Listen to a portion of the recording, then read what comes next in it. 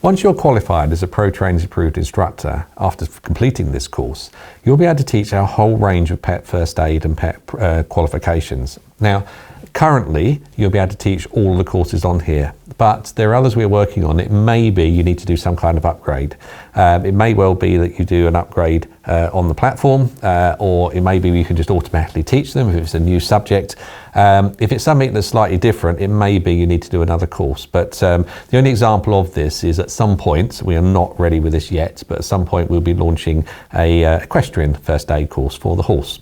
And in that, we will ask you to have some experience of working with horses, for example, because if you don't know, the front and back end of a horse really well, and you can talk in the language of horse effectively to people, then your students are going to have no credibility in what you're saying. So you need to be, if that, we're going to do some kind of upgrade, and you're going to have to know that you prove it. But generally, as we speak now, all the qualifications on the platform you will be able to teach.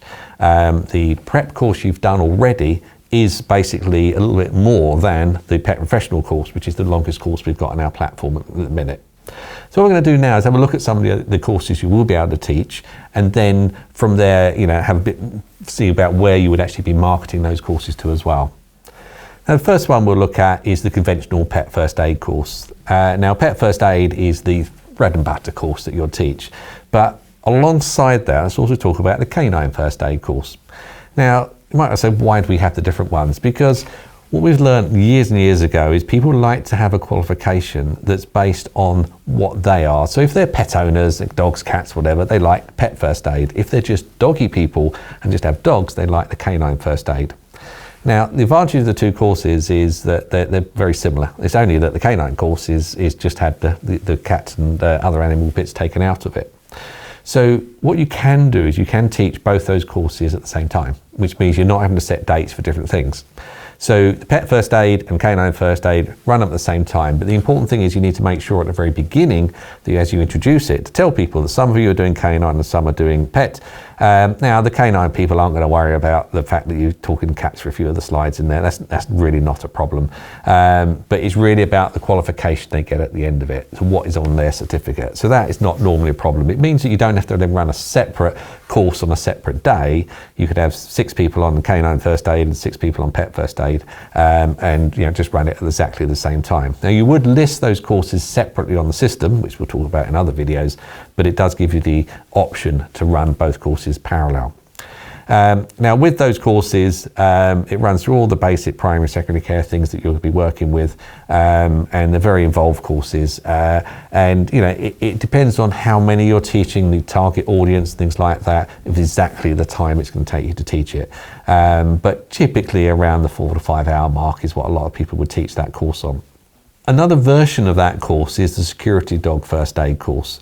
Now security dog first aid, the first part of it is exactly the same as the canine course. So we said earlier that you can run the pet first aid and the canine course together. You can actually also run the security dog course together.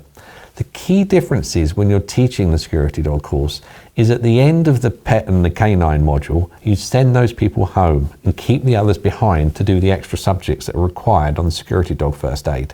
So these are subjects on things like inducing vomiting and record keeping, and the paperwork that's involved with security dogs. You wouldn't want a standard pet owner knowing that, because that's more of an advanced subject. So that's why we would send those people home.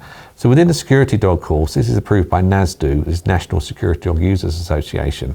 And again, with all of our courses, there's an e-learning course that goes with it. So with this one, they get the backbone of the e-learning as well. So what you've got there is with each one of these 3 courses, not only do your students learn from you in the classroom, but they can refer back to the videos afterwards as well. It's not a blended course, but it is the fact that they get access to those videos. So maybe a year down the line, they've got a question, they can look back on the course and have a look at what you've said, because it's all on the video there. So with these subjects, if you're listing these, then you would, if you're doing them all on a certain Saturday, you would list the courses, the start time exactly the same, but you would list 3 different courses. And the other advantage of doing that is you've got more coverage on Google, because you're listing a course for one day, so it's only one day of your time. However, you've got 3 courses, effectively 3 pages on Google for that.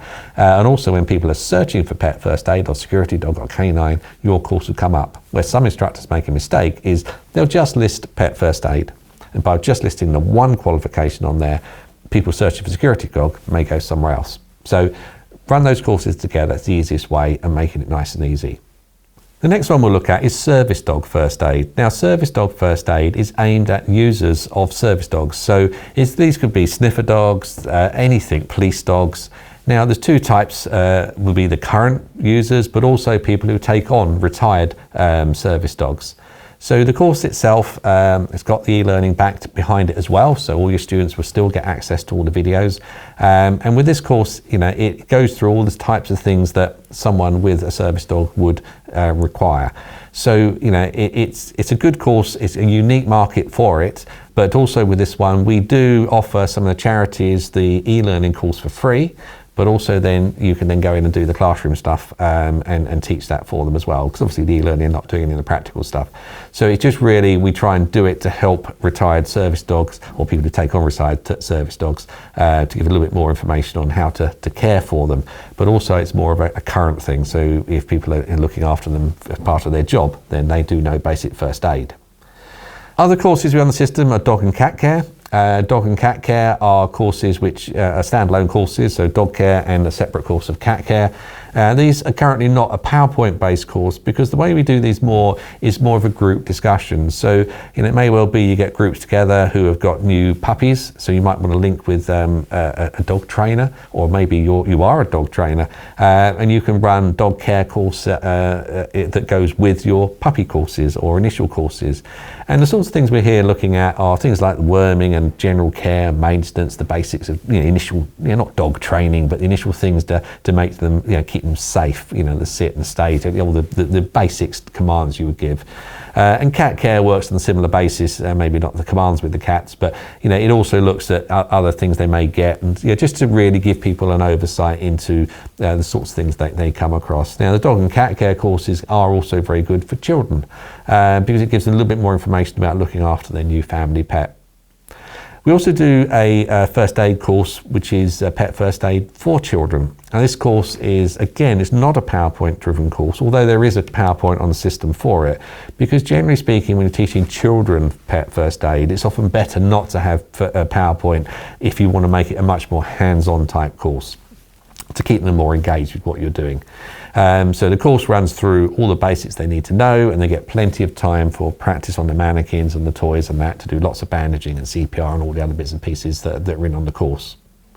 The next one we'll look at is advanced pet first aid. Now, advanced pet first aid takes them to the next level. So if they've done standard pet first aid, they can then go on to do the advanced one, or they can start straight away on the advanced one. Now, the advanced pet first aid course is a compulsory blended course. So they will do the online course and then they come and do the practical course with you. So the advantage there is all the main theory subjects are done online. So all the illnesses and all the other bits and pieces you do not teach in the classroom. What you do teach in the classroom is all the practical stuff. So you do a whole day of practical work. So this makes the course much more engaging, much more fun, without loads of theory, which they can quite easily learn that at home. So what would happen is you would give them access to the course. They can use your code to actually access the course, because you're going to earn commission on the e-learning course, and also when they do the e-learning course before the course that you teach. So what you're doing is you're actually then running through straight into the demonstration of CPR, because they know they've already seen it before online, they've already seen the theory of it, so now you do the practical. Now, the other one, which is a blended course, is the Pet First Aid for Pet Professionals course.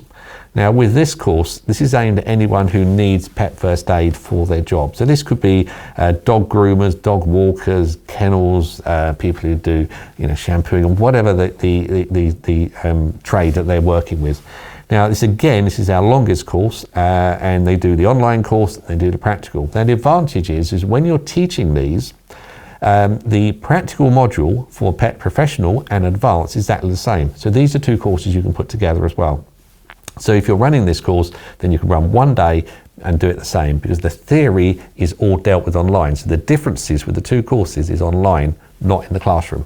So it means that your classroom course can be the same for Pet Professional and Advanced Pet First Aid. But remember, both of these courses are compulsory blended courses, so they must do the online part before they then do the actual practical part with you. Now, there are other courses on the system. One other one that we've got is Pet First Aid for the Emergency Services, which is a much shorter course, which is just aimed on the immediate things that they would need. This is aimed at ambulance crews, fire services and things like that, where they would need to just do the initial bits of first aid. So, for example, a police officer or a fire officer coming up with a dog that's been injured or been dragged out of a building, the things they need to know about stopping bleeding, stabilising the animal and CPR, things like that. What they won't need to know about are diabetes and illnesses, because that's just not relevant for them. It's just really what to do for the initial care. The reason this course is really important to them is because, you know, if they're dealing with something, you know, the family are there. If they could be seen to be helping the animal, then that's going to make it much, much easier, because it's, you know, very difficult if they're not sure what to do. So it's a shorter course, but it's a course that you can then aim at lots of other areas with, for example, getting yourself into fire services and police services and things like that as well. Now, as we've introduced more courses onto the system, and there are some others on there that if you have a look on the pet section on protrainings.uk/courses, then you'll see there's other courses there, and we're introducing more and more courses as time goes on. So when we introduce a new course, we'll send you an announcement out, and you'll see that that course is now live on the platform. And finally, with all of these courses, it's vital that you make sure that you're fully aware of what's in the course that you're teaching before you start teaching it. So don't go downloading a PowerPoint the morning you're running the course and then just teaching it. You do need to know what's involved and what you're doing, because you need to make sure you've got all your equipment ready for the modules that are in there, and also make sure you know how your basic lesson is going to go ahead. So make sure you study the PowerPoint a few days before the course. If you've got any questions, contact us. But don't leave it to 1 minute to 5 on a Friday for a course you're teaching on Saturday, because obviously our support closes at 5. So, try and make sure you give enough notice that if you do need help, you can always ask for it.